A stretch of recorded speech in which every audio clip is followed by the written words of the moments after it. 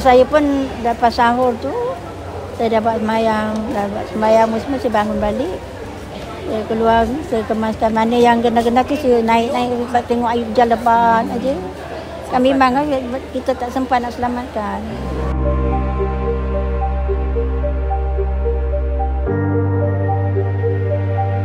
Oh, saya ni kali ke-7 saya duduk sini, duduk kat Kampung Kilau Berapi ni kali ke-7 paling besar. Saya bersalin. Tahun lepas sama juga tapi saya tengah mengandung. Kali ni saya dah bersalin kena banjir lagi. Benar tapi ni paling tinggi. Dia cakap saya kena gaung air dalam hujan. Itulah memang pengalaman saya lah. Saya cakap itu memang saya fikir Allah air hujan bagi saya. Dengan anak lagi.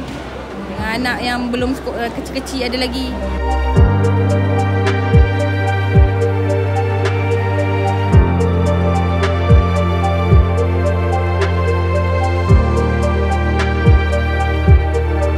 Setakat ni semua mangsa telah pun dipindahkan, alhamdulillah.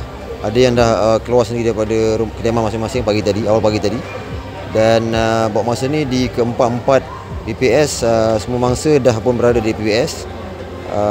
Dan yang terkini sedang didaftarkan di SMK Datuk Rahman Yaakob.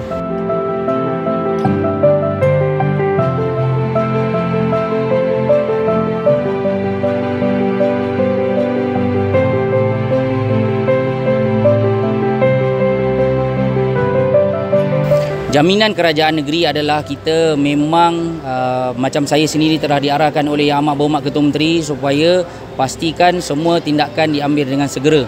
Jadi kalau kita lihat ada di kalangan makcik-makcik ini termasuklah ibu yang masih dalam pantang tadi itu dipindahkan dengan segera pada seawal jam 8 pagi.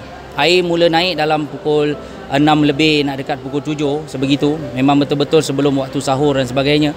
Jadi kita memang akan sentiasa alert, tetapi kita juga perlu bantuan daripada pihak masyarakat supaya bagi kerjasama sama. Jangan takut untuk berpindah kepada PPS, adalah lebih baik anda pindah ke PPS. Di sini kita akan jaga dari sudut segala kebajikan.